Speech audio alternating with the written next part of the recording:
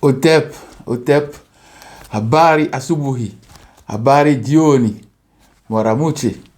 Je vous salue partout où vous êtes, mes frères, mes sœurs, mes aînés, mes amis. Recevez une fois encore mes salutations, c'est votre frère et la relecture macroscopique. Je suis là pour mon message hebdomadaire. Je suis là pour vous livrer la conclusion du message que j'ai commencé il y a 3 semaines. Je suis là, comme d'habitude, mes frères, mes sœurs. Nous allons encore faire un petit voyage dans les passages bibliques et dans l'étude qui est toujours proposée pour vous chaque dimanche. Donc, là, l'intitulé du message que je vais faire sa conclusion aujourd'hui, c'est le Dieu imposé ne serait qu'un Dieu inventé, un égrégore qui ne dit pas son nom. Voilà l'intitulé. Ça fait 3 semaines que nous sommes rentrés dans le message pour montrer le Dieu imposé, le Dieu inventé, un nouveau Dieu et un égrégore. Je vous ai déjà fait une étude approfondie sur les trois mots ou bien les 3 idées qui sont déjà dans ce message. Le Dieu imposé, un Dieu inventé qui est un Dieu nouveau, un égrégore qui ne dit pas son nom. Donc, on a déjà compris un peu le Dieu imposé, et le Dieu inventé et puis l'égrégore. Mais aujourd'hui, nous sommes là pour la conclusion. Je vous ai dit que certains messages méritent une conclusion. Et là, cette conclusion, je l'ai intitulée « La différence fondamentale, radicale entre Dieu plus et égrégore ». Je répète, la différence fondamentale, radicale entre Dieu et un égrégore. Voilà le titre que j'ai réservé pour cette conclusion. Donc, vous savez que nous avons toujours des passages bibliques qui nous servent de route, qui nous guident pour le message. Donc, j'ai réservé pas mal de versets, mais je crois que les versets les plus fondamentaux seront cités aujourd'hui. J'ai seulement 3 versets bibliques, 3 passages bibliques que j'ai réservés pour ce message d'aujourd'hui. Nous avons le verset tiré de 1 Jean 1, verset 5. Il y a aussi un passage biblique tiré de Matthieu 18 que j'avais lu la fois dernière. J'ai aussi un message de Luc 24, verset 36. Et j'ai le dernier passage que j'ai réservé pour le message d'aujourd'hui. J'ai Jérémie 44, verset 16 à 19. Voilà le verset le plus fondamental que j'ai réservé en dernière position pour ce message. Donc, le premier passage biblique est tiré de 1 Jean 1, verset 5. Je lis. La nouvelle que nous avons apprise de lui et que nous vous annonçons, c'est que Dieu est lumière et qu'il n'y a point en lui de ténèbres. Voilà le premier passage biblique. Le deuxième est tiré de Matthieu 18, verset 19 à 20. Je vous le dis encore, que si 2 d'entre vous s'accordent sur la terre pour demander une chose quelconque, elle leur sera accordée par mon Père qui est dans les cieux. Car là où 2 ou 3 sont assemblés en mon nom, je suis au milieu d'eux. Voilà le deuxième passage biblique. Le troisième passage est tiré de Luc 24, verset 36. Luc 24, verset 36. Tandis qu'il parlait de la sorte, lui-même se présenta au milieu d'eux et leur dit, la paix soit avec vous. Et le dernier passage biblique emblématique, celui que l'étude même va tourner autour, est Jérémie 44, verset 16 à 19. Je lis Jérémie 44, verset 16 à 19.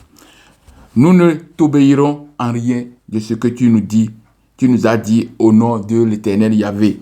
Mais nous voulons agir comme l'a déclaré notre bouche, offrir de l'encens à la reine du ciel et lui faire des libations comme nous l'avons fait, nous et nos pères, nos rois et nos chefs, dans les villes de Jérusalem, dans les villes de Juda et dans les rues de Jérusalem. Alors, nous avions du pain pour nous rassasier, nous étions heureux et nous n'éprouvons pas de malheur. Et depuis que nous avons cessé d'offrir de l'encens à la reine du ciel et lui faire des libations, nous avons manqué de tout. Et nous avons été consumés par le feu et par la famine. Voilà le verset que j'ai réservé pour vous, pour ce message. Je crois que je dois lire aussi le 31, le verset 19 de 44. Donc, je ne l'ai pas mis ici. Je vais vous lire ça rapidement, verset 19 de 44. Je continue. D'ailleurs, lorsque nous offrons de l'encens à la reine du ciel et que nous lui faisons des libations, est-ce sans la volonté de nos maris que nous préparons des gâteaux pour l'honorer et que nous lui faisons des libations? Voilà le verset, les passages bibliques que j'ai réservés pour ce message. Donc, je vais faire rapidement un petit commentaire comme d'habitude. Donc, 1 Jean, chapitre 1 Jean 1, verset 5. La nouvelle que nous avons apprise de lui et que nous vous annonçons, c'est que Dieu est lumière et qu'il n'y a point en lui de ténèbres. Ici, j'ai mis ce verset, ce passage biblique pour montrer c'est quoi Dieu exactement. On dit que Dieu est lumière. Quand on dit que Dieu est lumière, même si nous dormons, les gens qui se disent ils ont vu Dieu, même moi, je voyais que c'est la lumière. Donc, tout le monde, la plupart des gens qui ont cette opportunité de faire ce voyage astral pour avoir l'image de Dieu devant eux, ou bien pour avoir Dieu devant eux, ils ne voient que la lumière. Donc, le premier passage ici nous montre exactement que Dieu est lumière. Le deuxième, Matthieu 18, verset 19 à 20. Je vous le dis encore, que si deux d'entre vous s'accordent sur la terre pour demander une chose quelconque, elle leur sera accordée par mon Père qui est dans les cieux. Car là où deux ou trois sont assemblés en mon nom, je suis au milieu d'eux. Ce verset, ce passage biblique encore, je l'ai amené pour montrer l'égrégore. C'est-à-dire, l'égrégore, c'est une pensée. C'est une résultante des pensées d'un groupe de personnes, d'un groupe d'individus.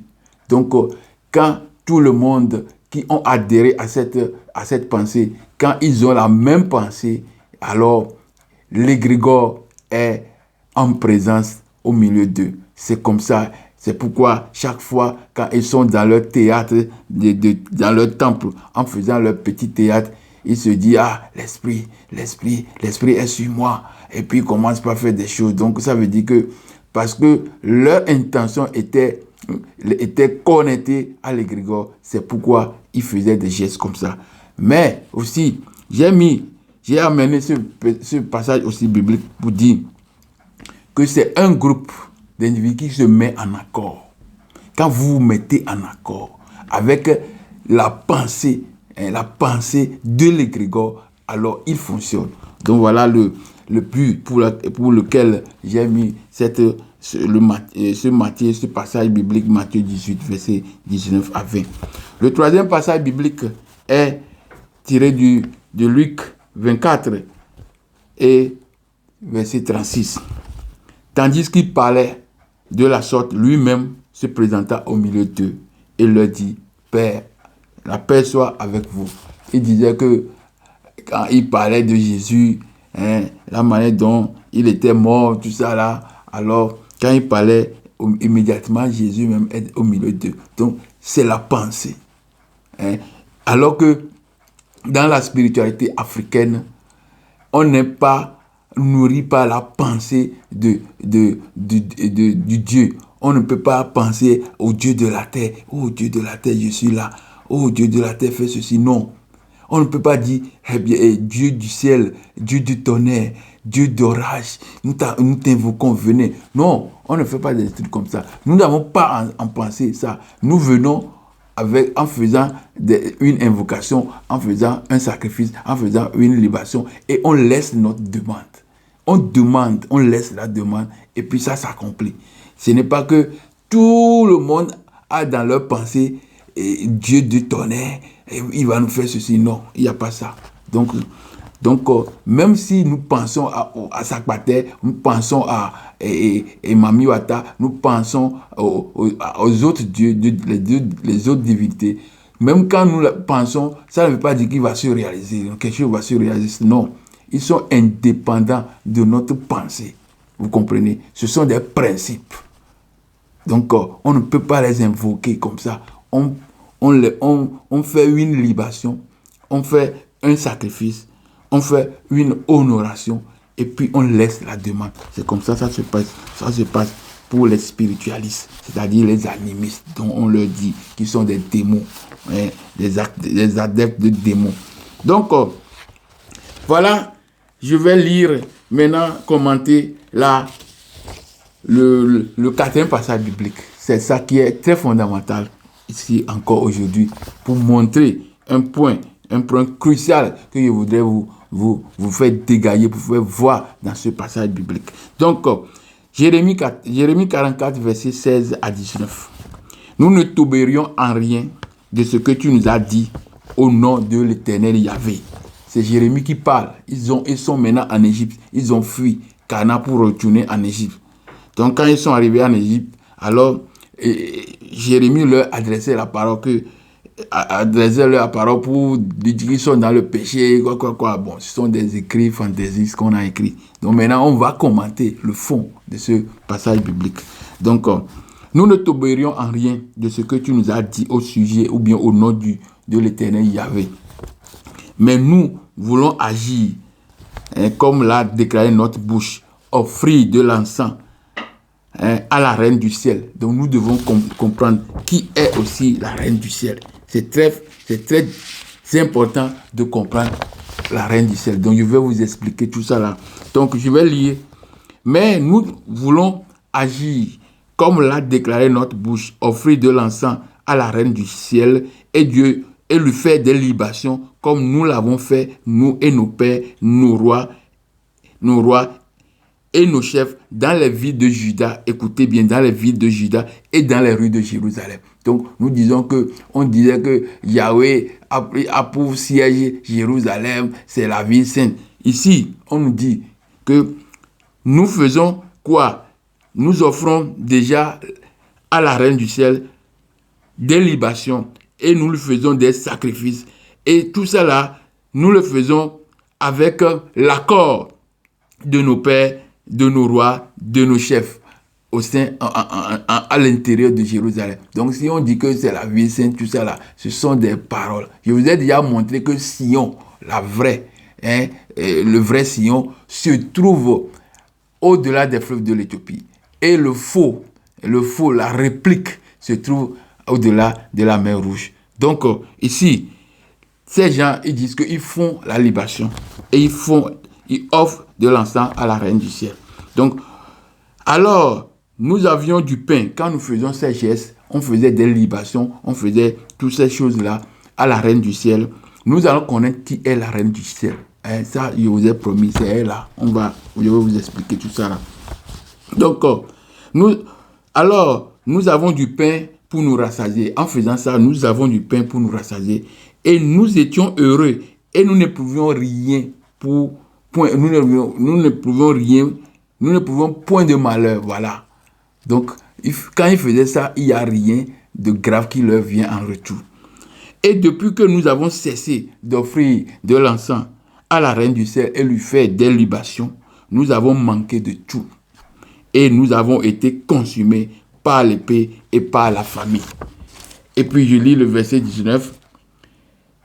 D'ailleurs, c'est ça que je vous ai dit. D'ailleurs, lorsque nous offrons de l'encens à la Reine du ciel et que nous lui faisons des libations, nous lui faisons des libations, est-ce sans la volonté de nos maris que nous lui préparons des gâteaux pour l'honorer et que nous lui faisons des libations? Vous comprenez? Donc, ce n'est pas par leur propre volonté, c'est avec la volonté des chefs, des rois, de leurs maris, des dirigeants qui faisaient ça. Donc, ça veut dire que c'est un accord.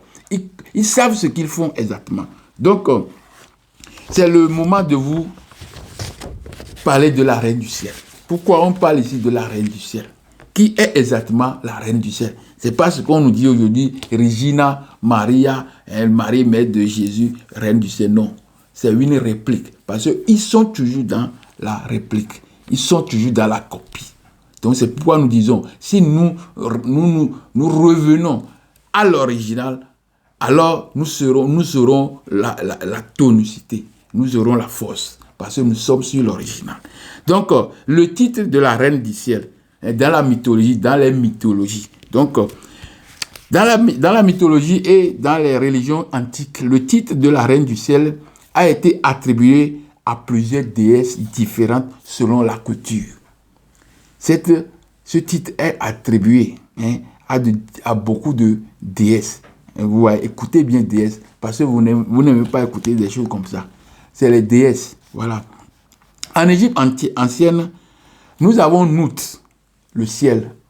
Le ciel, Nout, est appelé reine du ciel en Égypte antique. Mout, la divinité Mout, la déesse Mout aussi est appelée reine du ciel. Isis, ça c'est grave, partout, elle est appelée reine du ciel. Hathor est aussi appelée reine du ciel. Voici les déesses égyptiennes associées à ce titre selon les temps. Dans les temps, chaque temps coïncide avec son adoration à la reine du ciel. Donc, ceux qui ont occupé le titre de la reine du ciel, c'est ça, Nout, le ciel, Mout, la mère des mères, Isis aussi, épouse de Osaré, mère de Dieu aussi, et puis Hathor, vous voyez. Donc, Isis, vénérée en Égypte, et aussi dans le monde gréco-romain, où son culte s'est répandu. Les vestiges de la vieille sont partout en Europe. Elle est aussi appelée souveraine du cosmos, ou bien mère des dieux. Nout, représentée souvent courbée au-dessus de la terre. Donc, quand on voit dans les tableaux égyptiens, vous allez voir Nout qui est courbée comme ça. Donc, au-dessus de la terre. Donc, c'est la reine du ciel. On l'appelle la reine du ciel. Vous comprenez? Donc, il disait qu'il faisait la libation. Il faisait quoi? L'accent.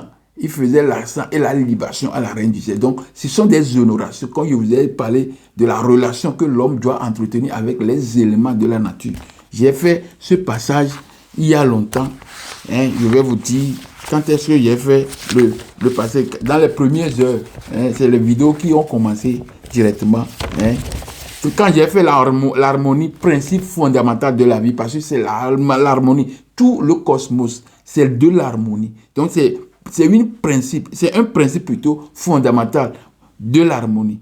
Donc, l'harmonie, principe fondamental de la vie. C'est la base de l'harmonie est le principe de la vie. Donc, quand j'ai fait ça, j'ai fait le rapport de l'homme avec les créatures qui l'ont précédé. Donc, toutes les créatures qui l'ont précédé, l'homme doit avoir un rapport. Et ce rapport, c'est entre homme et les divins. Parce que l'homme même aussi est un divin. Vous êtes des dieux. Vous êtes le fils du Très-Haut. Donc, ce sont des divins. L'homme est divin. Donc, il doit entretenir un rapport théologique avec le divin. Donc, j'ai fait le rapport de l'homme avec les créatures qui l'ont précédé. J'ai fait ça, j'ai fait beaucoup de choses, quatre passages, peut-être ça m'a pris au moins 6 semaines comme ça. Harmonie, principe fondamental de la vie, le rapport de l'homme avec les créatures qui l'ont précédé, et tout ça là, j'ai fait tout. Donc, dans ce rapport, l'homme doit faire un culte honorable à ces choses. Donc, c'est ça que je vous ai déjà fait. Ça fait très longtemps, dans le mois de septembre ou bien d'août, que je vous ai fait des trucs comme ça. Donc, je suis sur le titre de la reine du ciel. Ceux qui sont appelés reine du ciel dans le temps. Donc, en grec, en gréco-romain, en grec et à Rome, nous avons Héra et Junon, respectivement épouse de Zeus et de Jupiter. Donc, même en Rome antique, ils ont des divinités. Et après, ils ont fait quoi? Comme il est fait dans l'intitulé que voici, le patrimoine de l'homme noir est allé au secours de l'Empire romain et de sa nouvelle religion. C'est une nouvelle religion que l'Empire romain a créée. Et en excluant même les divinités de ses ancêtres, c'est-à-dire Zeus, Jupiter et ses consorts. Donc, en grec et en Rome, nous avons Héra et Junon, respectivement épouses de Zeus et de Jupiter. Donc, nous avons Diane, nous avons Artémis, ce sont des déesses lunaires. Donc, la lune est aussi appelée déesse de la nuit. Déesse. Elle est appelée aussi la reine du ciel, la lune. Donc, Diane et Artémis sont le nom de la lune. Et ce sont des déesses. Ouais. Donc, à Cana, nous avons Asherah. Elle est partout dans les textes bibliques.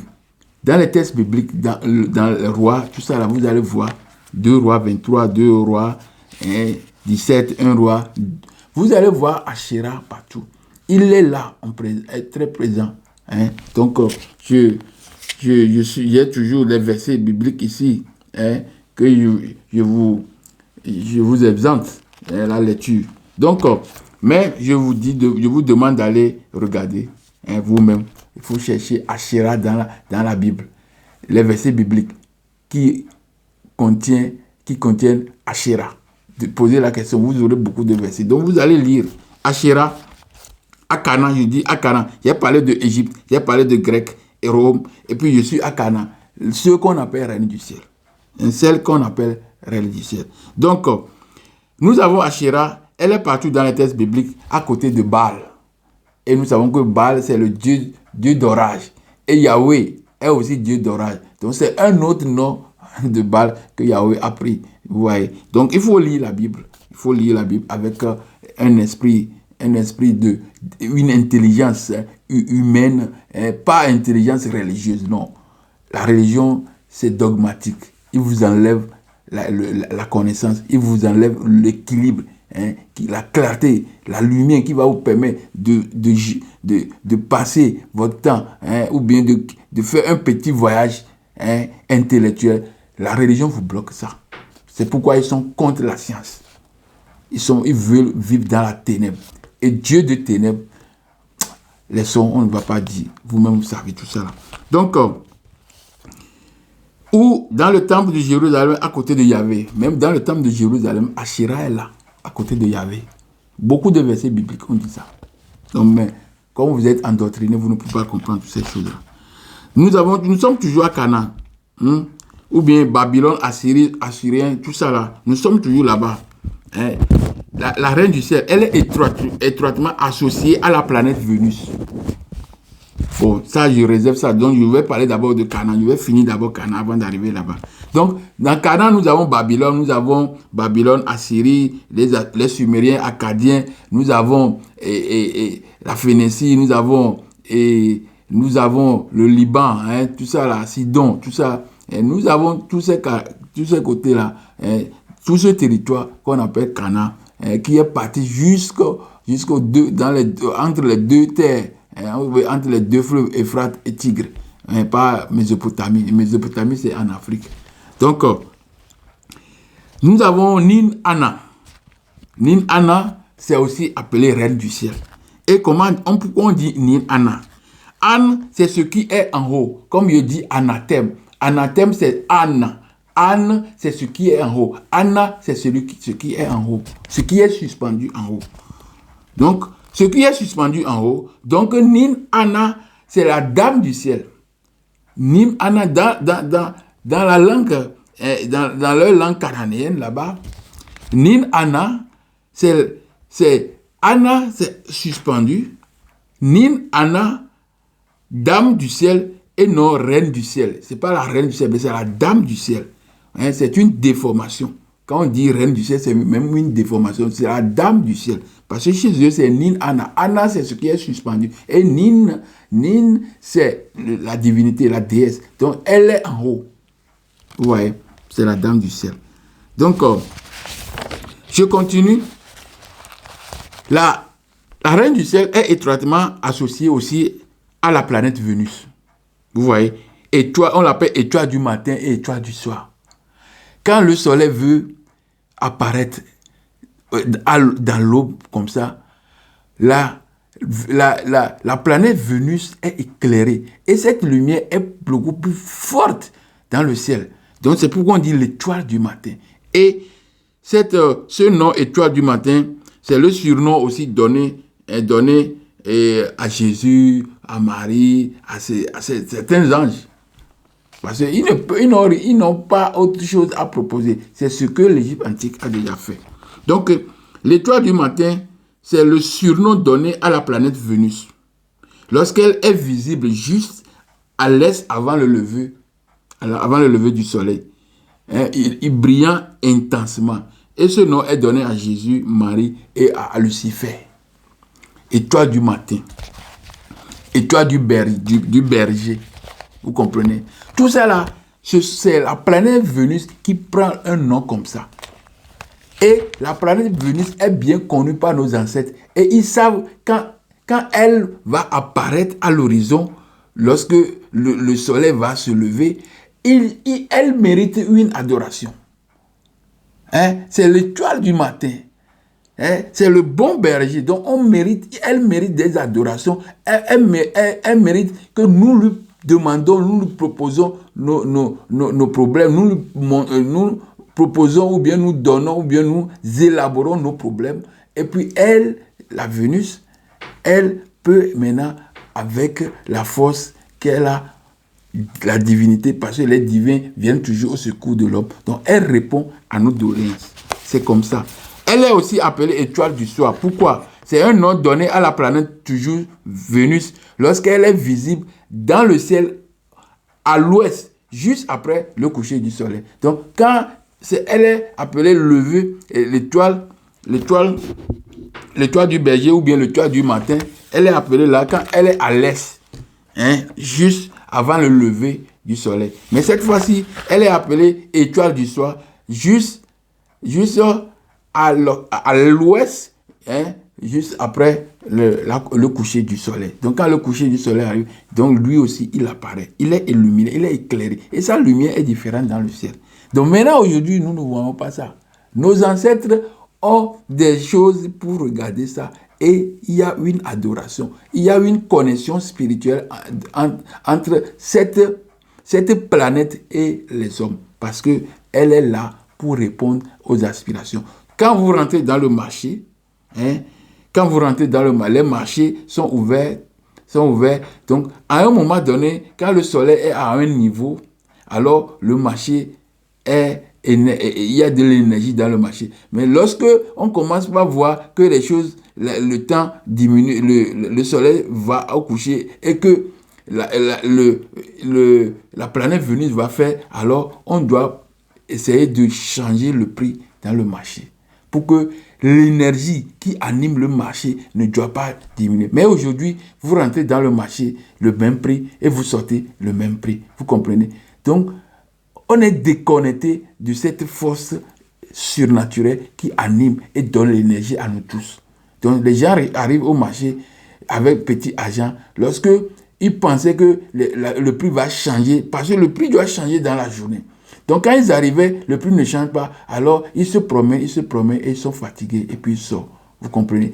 C'est la déconnexion de l'homme avec le message céleste. Vous voyez? Donc, parmi tout, nous devons savoir que la planète Vénus et la Lune sont les éléments célestes qui envoient ce titre à toutes les déesses, qui donnent qui envoie ou bien qui donne à toutes ces déesses ce titre-là. Donc, les éléments célestes qui dominent en éclat dans le ciel, le jour, tout comme la nuit, excepté le soleil, sont appelés la reine du ciel. Vous voyez? Donc, il faisait des libations. La Bible a dit qu'il faisait quoi? Des libations à la reine du ciel. Et ils ont du pain pour se rassasier. Et ils étaient aussi heureux et ils n'éprouvaient pas de malheur. Mais pendant le temps qu'on les avait prêché Yahweh, Yahweh, et ils sont coupés de la reine du ciel, alors le malheur les arrive. Vous voyez, c'est ça ce qu'on a écrit dans la Bible. Si vous ne faites pas cette étude, vous ne pouvez pas comprendre que nous sommes en présence des éléments de la nature qui viennent au secours de l'homme, qui donnent la vie, protègent l'homme. Mais lorsque vous êtes déconnecté, alors vous tombez dans le chaos. C'est le cas qui anime nous aujourd'hui. C'est le cas qui nous anime aujourd'hui. Nous sommes dans le problème parce que nous ne faisons plus un avec cette divinité, cette déesse. Alors nous sommes déconnectés et nous vivons dans la souffrance. C'est ça. C'est le retour à cette connexion à la nature. C'est ça que nous sommes en train de faire. Ce n'est pas pour aller, on dit que démon. Personne, aucune divinité n'est démoniaque. C'est Yahweh qui a déclaré, qui a donné, baptisé cette divinité comme démon. Sinon, il n'y a pas de démon. Aucun esprit n'est démon. Tout comme l'homme. Si un esprit est démon, l'homme aussi est démon. Parce que l'homme fait du mal et puis il fait du bien. Donc il est caractérisé ou bien il est dirigé par les deux esprits, le mal et le bien. Donc voilà, je viens de faire un petit commentaire et c'est très important. Ce commentaire, je devais le faire juste pour vous donner une lumière sur ce qu'on appelle réellement la reine du ciel. Donc, je viens de boucler la lecture de des passages bibliques. Ça a duré, mais vous m'excusez parce que c'est très important pour vous donner ce passage. Donc, la reine du ciel, nous venons de finir la reine du ciel. Mes frères, mes soeurs, mes aînés, je suis très content et très heureux de vous revoir encore aujourd'hui. C'est votre frère Ray, la relecture macroscopique, qui continue son périple avec vous. Je profite de cette occasion pour vous dire mes merci infinis au fond de mon cœur pour tous vos gestes que vous faites à mon égard, à mon endroit. Et je profite de cette occasion pour vous dire encore un merci particulier à mon frère qu'on appelle Sacré Didi. Oui, si vous tapez sur YouTube, vous allez voir Sacré Didi. Oui, je dis encore un grand merci pour mon frère Sacré Didi du côté de l'Atlantique parce qu'il est en Amérique là-bas pour son ordinateur portable tout neuf qu'il m'a offert. Et je suis très heureux de lui dire merci au fond de mon cœur. Que nos ancêtres mérités lui réservent à lui et à sa petite famille une attention particulière et que le Très-Haut lui donne une protection aussi particulière partout où il passe. Que l'ombre, la lumière divine de l'incréé Amora le protège et lui donne la vigueur. Donc, merci encore une fois, Didi, pour ce geste que vous m'avez fait. Nous nous retrouvons aujourd'hui, ce matin, le 22 février 2026, pour faire la 4e et dernière partie de ce message. Le Dieu imposé ne serait qu'un Dieu inventé, un égrégore qui ne dit pas son nom. Cette 4e partie de ce message, je vous ai réservé une conclusion particulière, une conclusion qui est une conséquence directe de ce message. Et je l'ai reformulé dans un message que voici: la différence fondamentale, radicale entre un Dieu et un égrégore. Pour montrer que cette différence est la plus radicale, extrême et totale entre Dieu et égrégore. Donc, mes frères, mes sœurs, je suis vraiment en joie pour le geste de mon frère. Je continue ça donne l'énergie pour la recherche. Parce que j'ai un grand ordinateur écran plat ici devant moi qui va me servir. Et écran plat que je n'ai pas tellement besoin de faire des efforts. Je touche que les écrans et puis ça passe. Merci une fois encore. Et nos ancêtres méritaient de rendre le centuple. Cette quatrième partie de ce message va nous amener à faire une étude comparative entre un Dieu et un égrégore. Permettez-moi de faire un rappel sur la définition de ces mots Dieu et égrégore. Parce que je l'ai déjà fait plusieurs fois, mais dans ce message précis, nous avons encore besoin de ramener encore cette définition. Parce que ce n'est pas une définition très légère, mais une définition fondamentale, Dieu et égrégore. Dieu est un nom générique. Je vous ai dit que c'est un nom générique, un nom commun pour désigner un être supérieur ou une entité supérieure spécifique, un élément connu de la nature. Parce qu'un Dieu est associé toujours à un élément de la nature. Il y a beaucoup d'éléments, des milliers d'éléments de la nature, et chaque élément de la nature est un divin.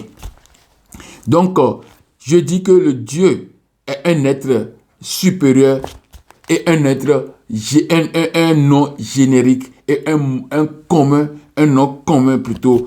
Donc, quand nous lisons Genèse 35, verset 1, Dieu Yahweh, oui, si je dis encore comme ça, Dieu Yahweh dit à Jacob, lève-toi, monte à Bethel, la maison de El, et demeure-y là. Tu dresseras un autel au Dieu qui t'apparut lorsque tu fuyais ton frère. Donc, si il parle en tant que Dieu à Jacob, qu'il va maintenant à Bethel et reste là-bas, et puis tu construis un autel au Dieu qui t'apparut. Donc, il doit dire, construis un autel à moi.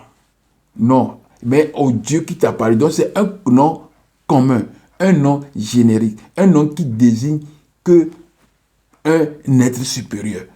Vous voyez. Donc, je continue. Donc, le nom de Dieu s'applique à tout être perçu, divin, puissant et digne d'un culte. Mais les religions monothéistes ou encore les religions révélées organisées ont imposé à leurs fidèles et à l'humanité un D majuscule pour identifier le Dieu égrégore des dieux des autres nations ou peuples. L'usage de la majuscule s'est généralisé au fil de l'histoire. Ils disent que ce nom, d'abord générique, puis après, Dieu avec grand D est devenu un nom propre de Dieu, ce qui est faux, vient de la racine indo-européenne. Quand on dit indo-européenne, tout ça là sont des termes. Indo veut dire Inde, Europe, alors que c'est la base indo. Et indo, c'est les Noirs.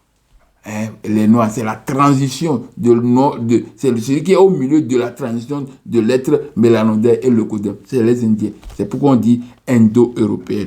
Donc, c'est le Dieu qu'ils ont choisi avec grand D vient de la racine indo-européenne, Deus, lumière, jour. Donc, je vous ai dit que Dieu est lumière.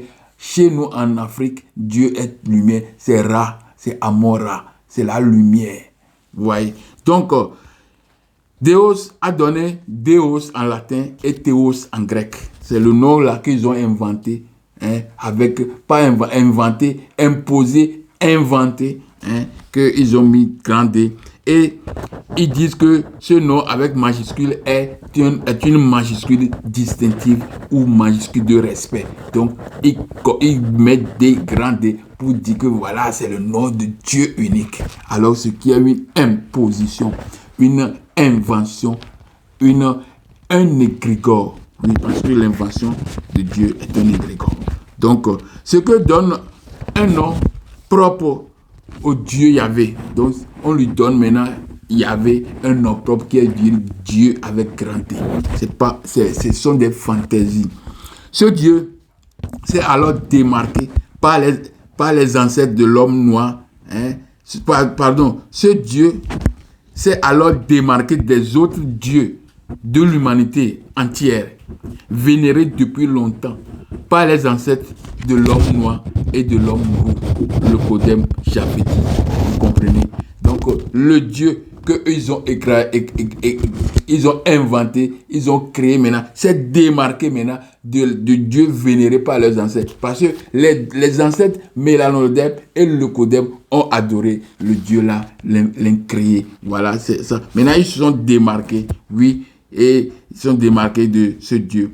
Donc, par de ce Dieu. Donc, la pratique du D majuscule a été maintenue entre le 17e et le 19e siècle après Jésus-Christ. Elle s'est standardisée avec la volonté de vénération du Dieu unique. Aujourd'hui, on met D majuscule Dieu, le seul Dieu, pour désigner Yahvé, Dieu suprême, le très haut, l'unique, oui, Dieu de la religion abrahamique. Ou bien de la religion, oui, abrahamique, c'est-à-dire le judaïsme, le christianisme et enfin l'islam. Le D majuscule maintenant désigne maintenant les dieux de leurs ancêtres. Parce que le Dieu de leurs ancêtres, il dit que c'est païen. Ils ont étiqueté ce Dieu-là de démon. Ils ont donné le nom de Dieu, l'unique, l'omnipotent, omnipotent et transcendant. Alors que j'ai déjà montré que ce Dieu-là, pourquoi tant de doutes, tant de contradictions dans celui qui est transcendant et omniscient. Le Dieu transcendant a des limites. C'est pourquoi la Bible a montré beaucoup de lacunes. Vous voyez. Donc, j'ai déjà montré ça à travers la vidéo, à travers une vidéo que j'ai intitulée « Pourquoi tant de doutes, tant de contradictions dans celui qui est omniscient et transcendant ?» Je vous invite à aller regarder ce message. Donc, oui, le D majuscule désigne les dieux païens étiquetés de démons. Sur le mot Dieu, générique, existe depuis le Moyen-Âge, la majuscule distinctive ou de respect s'est surtout imposée à partir de la période moderne 18e et 19e siècle pour marquer la sacralité ou le caractère unique de la divinité abrahamique. C'est eux qui ont imposé, créé des majuscules. Parce que on n'a jamais, nos ancêtres nous disaient que ce sont des êtres supérieurs. Netierou, ce sont des êtres supérieurs, des illuminés, la lumière. Vous voyez? Donc, je viens de vous définir le Dieu, comment la définition de Dieu. Dieu, c'est la lumière. Dieu, c'est un être supérieur, un être supérieur, un être spécifique, un être supérieur, un être spécifique. Il est lié aux éléments de la nature. Maintenant, nous allons définir l'égrégore. Oui, égrégore, c'est un terme souvent développé souvent enveloppé plutôt de mystère et de profondeur, mystère et de profondeur. Il désigne une forme énergétique ou une entité psychique créée et alimentée par les émotions collectives d'un groupe, les croyances et des rituels collectifs et surtout par une pensée collective. Donc, l'égrégore, c'est une pensée. C'est l'ensemble, c'est une nébuleuse de pensée créée par la pensée des hommes. Vous voyez, c'est la pensée des hommes qui crée l'égrégore, qui lui donne une forme, je sais pas, il n'est pas existant même. Quand je dis forme, même, je lui donne encore forme. Il n'a même pas de forme, c'est une nébuleuse, créature, fatouche, dans la tête des gens. Vous voyez. Donc, l'égrégore est essentiellement une construction psychique. C'est la pensée psychique qui prend forme lorsque des individus se rassemblent. Oui, quand ils se rassemblent, 1, 2, 3 sont en mon nom, je suis au milieu d'eux. Voilà, c'est ça.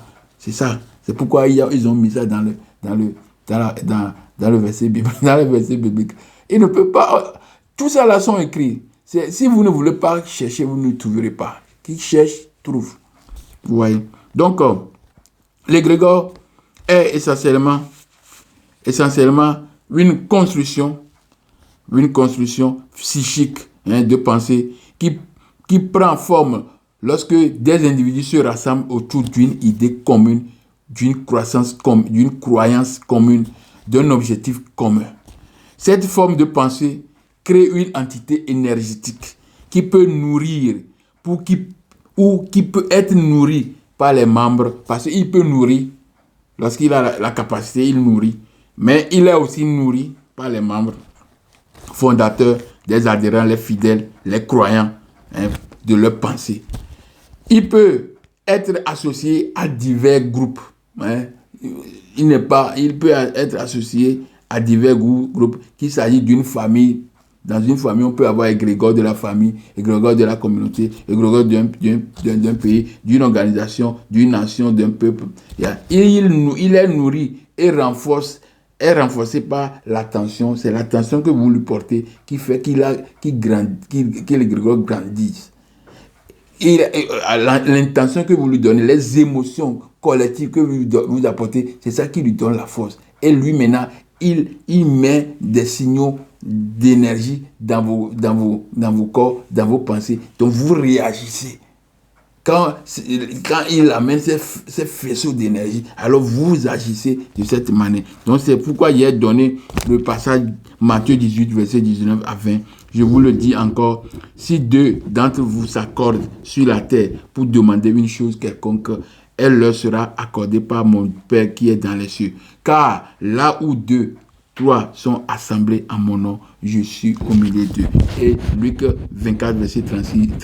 Tandis qu'il parlait de la sorte, il parlait de Jésus, enfant de l'égrégore, lui-même se présenta au milieu d'eux et leur dit, la paix soit avec vous. Vous voyez, ce sont des paroles qui sont des exemples clairs pour montrer la présence d'un égrégore.